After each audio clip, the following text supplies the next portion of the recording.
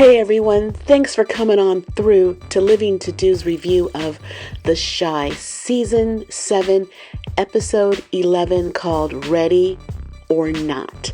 Before I get started with the review, please like the video and subscribe to the channel. I would really appreciate it, and I thank you in advance. So let's talk about it. Now this episode, I would consider this episode more of a transitional episode. A lot of things were just done to set up for a bigger scene at a later time. And it started the way it ended last week. We see Bakari in Alicia's kitchen at her home, and he is telling her that Tay killed her son Rob, because that's what he truly believes, or he tells her that, because that's what Nook has told him. And she sees that he is more loyal, or she believes he's more loyal to Nook than to her, which kind of makes sense. He knew more people before he even met you. You don't know how close their relationship is. Alicia thinks if she gives you $1, that you owe your loyalty to her. That's not how it works, Alicia. Okay, we have Hannibal. He's at Reg's place where he's staying, and Reg has a gun on the table. He believes he was set up because the police got the people at the jewelry heist immediately after they walked out the door, so he believes someone snitched, somebody in his circle of friends or associates. He's going to call a meeting to find out who did it. And once he finds out who did it, he will kill him. Detective Toussaint is speaking with Nook. She's mad because she got bad intel, but that's what the person told him. And I believe Nook was told honest information. It was all Reg who felt something, did something, and changed the plan without telling anybody. He's trying to weed out who he can trust and who he can't. You know, he's been in this life long enough, so he knew what to do. We see Bakari is now staying at Lene's house. And Lene, she looks good. She lost a lot of weight. She's always had a pretty face, but she looks really, really good. She's really pretty. Lene's trying to find out information from Bacardi, but Bacardi doesn't want to tell her. You know, first of all, it can put her in danger. But he's staying there, and she's kind of fussing because she still thinks he chooses the streets and his homeboys over her. And he goes, I can't tell you, sometimes, you know what, she lives in Chicago. Sometimes it's best that they don't tell you things to keep you safe. She should know that, you would think. But somehow, someway, he tells her that he knows who killed Rob. And he tells her that Nook actually killed Rob. And he wants her to promise not to tell anybody. No, that's a setup. She's going to tell somebody. Who is she going to tell? Later, we see Bakari over at Nook's house, and he's laying on the couch. And Nook is trying to talk to him, want to know what's up. All he says, he thinks that someone's trying to kill him. He feels it. And then we see later he's walking with Jake out of the store, and they're walking back home. And then there's this car, this rust-looking car, and it pulls up by them slowly. And Jake has a funny feeling. He's all, let's get out of here. He says, let's dip. They walk down the alleyway, and he thinks that maybe they should break apart, go their separate ways. And so Jake walks off in one direction, and then Bakari walks off in a different direction.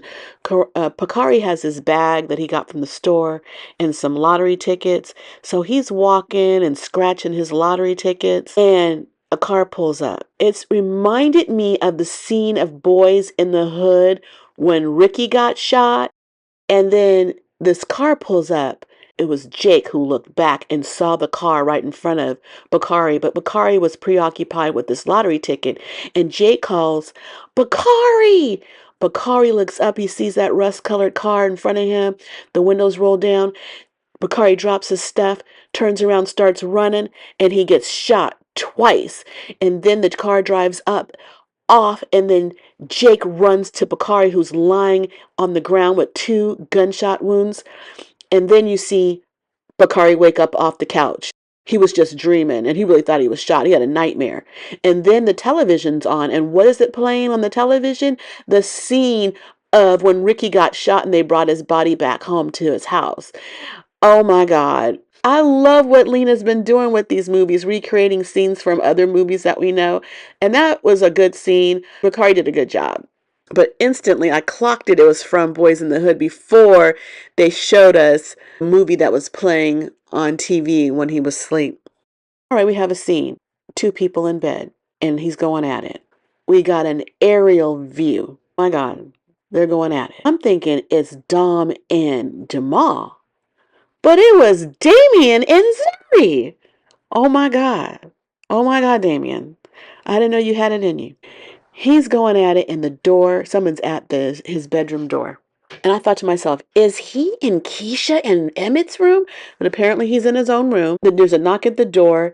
He has Zuri go under the bed while he gets up, sprays the room, and he answers the door, and it's Keisha. Keisha's mad because Damien was supposed to pick up EJ from school and he didn't. He was the last child to be picked up because his uncle didn't show up. Anyway, Keisha wants to know who he was talking to. Of course, Damien lies, said no one. So she busts in. He's all, what are you doing? She leans against the bed, leans down, takes something, and picks up a pair of panties. That is something that I wouldn't have done. I'm not about to pick up somebody's used panties. Nobody's. Anyway, she's like, who's here? And she's under the bed, roll call, saying her name. And she says, Keisha says, you can come out now. Wrapped in a sheet, she comes out from under the bed. And Keisha asks, who are you? And she's like, I'm Zuri, Damien's friend. Huh. So what does she do? She says, are you hungry? We have some smokies. Zuri said she'd love to have food. Now, this is a throwback from the scene or from the time where Keisha was hanging out at Emmett's house when they were younger, and she got caught by Jada, his mother, and Jada said, are you hungry? Well, I got some food for you. So she kind of paid it forward in a way. All right, we have Pastor Zeke. We see him, looks like he is in Carolyn's house, his ex-wife, his first wife. It looks like he had been upstairs because it looks like he's ascending down some stairs to her in her living room. They get to talking. He's happy to be back with his family. Yes, he's grown up a lot since they've been apart. We also see Pastor Zeke speak to Pastor Charles. Pastor Charles wants to be a part of the church. And so they have a discussion about that, but he wants Pastor Charles to get a wife and stop running around here because it doesn't look good when a pastor is single. Maybe that's why Pastor Zeke is trying to get back with his first wife, Carolyn. Papa invited Pastor Zeke to his Papa's pulpit where he talked about his life, his affairs, uh, what they have done to the family and how he's going to change. He was open and honest. For a podcast, I thought he did a really good job, but he gets back with Carolyn. Now, Carolyn's not happy because she's a private person and she doesn't want her business out in the street like that. He tells her, but we're public servants. And she says, you are not me. She wants her relationship private. I stand behind all that. But how's that going to really work out when the pastor is a public servant and his wife is not a public person? Will that relation work out? Okay, so in every episode lately this season, no, most episodes, we're hearing a lot about Dom and Jamal wanting kids, or him wanting kids, her not, them going to therapy. It seems like this episode, they have come to the decision that they're not going to have kids. He also brings up another issue in therapy is that Dom was caught with a sex toy and he has a problem with that. My God, this guy. He's old school and traditional, and there's no need for the sex toy if she has him. He gets additional advice from Pastor Zeke about this issue. Pastor Zeke's advice was, well, did you join her? He said, no. He said, next time she does that, join her. And he's happy with that advice. It's like, you couldn't think of that on your own? I'm wondering where we're going with the Dom and Jamal storyline. It's just all over the place, and how are we going to add to that? Anyway, we only got one more episode. So Reg, he did call that meeting over at Candace's house. And at the meeting, he had those two goons that were assisting Gangster Tran in the robbery of the jewelry store. He has Keith over there. He has Hannibal over there. And he had Candace was there, but Hannibal's wife was over there. He's going around the table asking everybody where they were. Shad was hanging out with Keith. That's Keith's alibi. The goons said they didn't do it.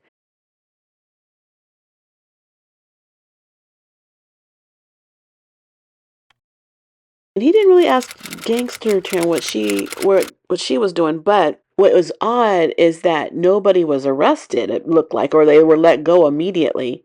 And one of the goons that did the robbery, they said that they weren't looking for us, and they let them go. So he knows somebody's looking just for him. I was so surprised that Hannibal's wife was included in this meeting. Last episode, we saw her and her husband sitting on the couch, and Hannibal, was texting Nuck Reg's whereabouts. And his wife did say, I don't like rats. And she doesn't want neither one of them getting killed behind something that Reg did. After everybody left the meeting, Candace went to work. She works at some mobile cell phone company. And as she's walking out the door to go to work, Detective Toussaint is across the street taking her picture. Detective Toussaint took the picture over to Alicia's house to see if Alicia knew Reg's girlfriend. She didn't. Detective Toussaint wants Alicia to go to this girl's job or make friends with this girl. And so she wants her to go to her job and somehow charm her to get on her good side to get some information. So Alicia does that. Alicia goes to the phone store and she's talking to the girl, and she tells the girl, I don't normally shop for these electronic items. I have my assistant do that. Candace is interested to know more. An assistant? You have an assistant? She goes, yeah, if you want to be like me, I can mentor you. I love mentoring people, and I can show you how, I guess, to make money and live in a big house. She gives Candace a card, a business card. It's a real estate card. She just totally insulted Candace. Candace saw the card and saw it was for real estate. And she goes, oh, I am not looking to buy a house. And Alicia goes, clearly. I mean, it's so rude. She tells the girl, I mean, you like working here with your with your polo shirt and your khakis. You just met this girl. Why are you insulting her? So anyway, Candace took the card. Later, she's texting her while she's at her house. Reg sees that she's texting somebody. He's asking, who are you texting? Couldn't she have friends? I mean, she's only known you for what, a short period of time? And she tells him, I'm texting this lady who's going to mentor me. I just met her, and he doesn't like the idea. And she's texting her, just whatever. And Reg has asked this girl to be the lookout for him when he robs a house. So they go out. She doesn't want to do it. She's in her car. She drops him off. He's going inside to take whatever. And she's never done this before. So she sits in the car and she texts Terry, which is Alicia, and to let her know that she's scared, because she had told Alicia that she does have a boyfriend. He's in the streets. And Alicia told her, you're always in danger if you have a boyfriend like that. So she is texting her, and Alicia is asking, where are you? So I don't know we didn't see if she really told Alicia her exact whereabouts. So we're going to have to see what happens next week when the season finale happens, what all happened with that text. Will Detective Toussaint roll up real quick and catch him in the action and arrest him? And will Reg think that Candace is the snitch? And will he kill Candace at the next possible chance he gets? It was interesting when Detective Toussaint went to Alicia's house to tell Alicia about Candace and all this and that. And she's trying to build a case or whatever. There was this discussion about killing somebody. Detective Toussaint didn't want Reg dead. She wanted him to be brought in alive. And then Alicia said something. She knows how to kill somebody and get away with it. Is that what you want to say to a cop? Anyway, I remember in real life that there's these videos floating around that Diddy had said the same thing to one of his victims, that he knows how to do this stuff and stay out of jail. That's the big secret on that. You must have the law in your pocket. So what's up with Nuck and Tiff? He goes to her weed house and they talk business. He wants to start distributing the drugs through his gang. Tiff says, I can't do business with you because Alicia doesn't like you and she wouldn't like this.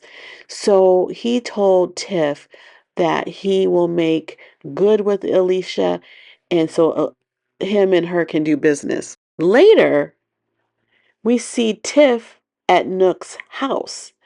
Now she's in there. She's wearing this dress, a freak me dress, when she is several months pregnant, and I mean very pregnant.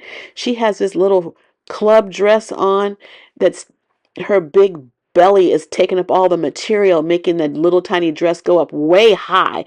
And it would be way high for anybody who's not pregnant, but for somebody pregnant, it looked disgusting. It was absolutely tasteless. And later we see her and Victor at her lounge and they're cleaning up and whatnot. And her water breaks. And then Victor's on the phone. I don't know who he's calling, but he's on the phone and he says, he got her. He'll take care of her. And I think that's a better man that you would want in your life to take care of you. He's just a better man. I mean, he used to be a gangster too, but he's better than Nook. So I want to know who's going to be at the hospital. What is she going to name the baby? I guess she's going to name the baby Robert, I would think, after his dad. But I was so glad that it was Victor there when her water broke instead of Nook. And when they get to the hospital and Nook is there, Alicia's coming. Will she kill him on sight? I don't know. Darnell's still going to his meetings with or about people who are losing their spouses to cancer.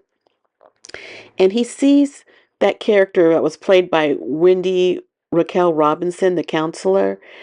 And, I love the scenes when Darnell is serious. I just love his acting. I just connect with him more. And this counselor told Darnell that he should have a living funeral for Jada. And she basically says it's just a celebration of life while they're still here. So Darnell goes to Emmett's house to speak to him about it. He's like, what? He don't know about this living funeral. He wants to know where he heard this from. And he says, from this lady, my new friend. And Emmett's like, are you already stepping out on my mother and she's still alive? He's like, offended by that speculation? No.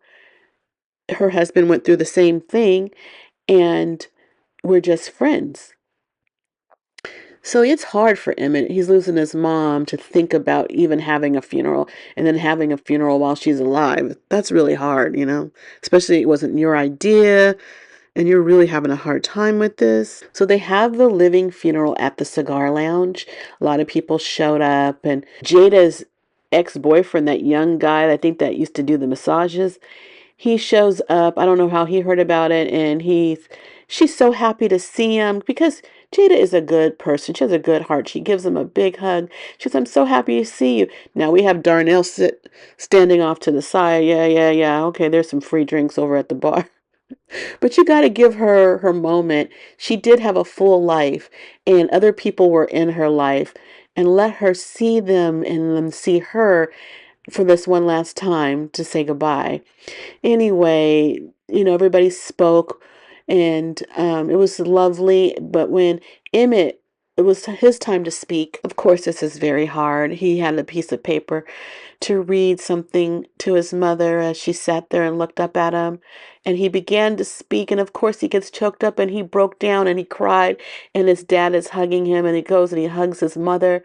It was such a sweet scene. And his dad took the letter and read it while the mother and son was just, they were just embraced. Oh my goodness, if I did not cry, cry, cry. Jada makes me cry. She seems so real. Her storyline seems so real. And she's playing this character so good. And this scene with Emmett, her son, and her, oh my God, it broke my heart. It broke my heart. Later they talk. They're outside of this place and smoking a joint. Jada asked him to leave Chicago with his family because it's too dangerous. She just wants him to be safe.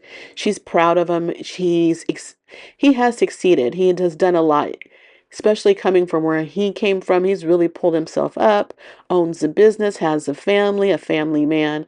She's really proud of that. And it was just a nice, tender moment again. I actually love that moment. And the idea of living funerals, maybe that's best. You know, you have a living funeral and everybody can say goodbye. And for the most part, when you know you're dying, like a cancer or something like that, and then maybe after they go, that you don't need to do that again. I just think let it be done. That's what I would do. People don't do what they want to do. Later, Jada's in bed with her husband, Darnell, and she tells him that she wants him to find love again.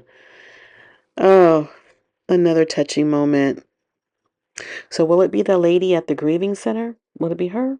Or is that too close? I don't know. When Keisha and Emmett get home from the living funeral, they see that Zuri is there again, playing with their son as Damien is sleeping on the couch. And they're like, what happened? Why are you here?